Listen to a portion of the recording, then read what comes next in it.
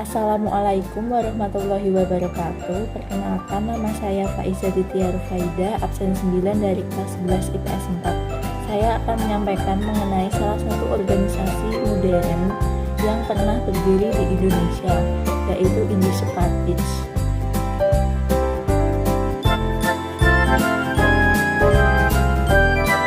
Indispartij atau Partai Hindia adalah partai politik pertama di Hindia Belanda yang didirikan oleh 3 serangkai, yaitu Ernest Douwesdekker, Cipto Mangunkusumo, dan Suwardi Suryo-Ningrat atau yang dikenal dengan nama Ki Hajar Dewantara pada tanggal 25 Desember 1912.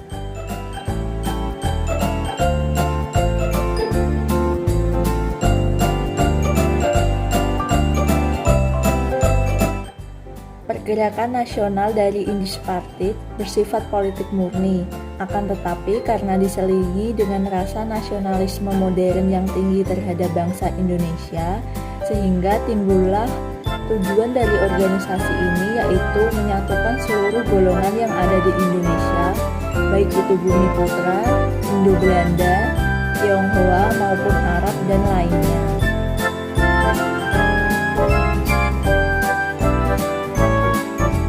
Dalam pelaksanaan organisasinya, Indispartij memiliki beberapa program kerja, di antaranya yaitu mewujudkan cita-cita nasional dari Hindia Belanda atau Indonesia, memberantas kesombongan sosial yang terjadi dalam pergaulan baik pemerintahan maupun di masyarakat, berusaha memberantas usaha yang dapat membangkitkan kebencian antar umat beragama, berusaha untuk memperoleh persamaan hak atas seluruh warga Hindia Belanda atau Indonesia.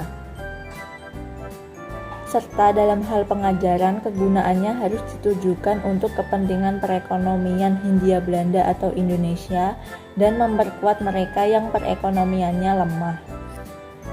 Upaya integrasi antar golongan yang digaungkan oleh Indispartij tercermin dalam kerjasama yang dilakukan oleh Douwesdekker bersama dengan beberapa tokoh elit lokal yang berada di daerah Indonesia, antaranya di Semarang, Yogyakarta, Madiun, dan Surabaya.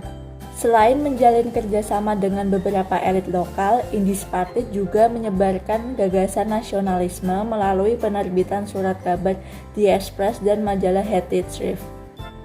Kehadiran Indispartij sebagai organisasi beraliran politik dinilai pemerintah kolonial Belanda dapat mengganggu keamanan umum di Indonesia.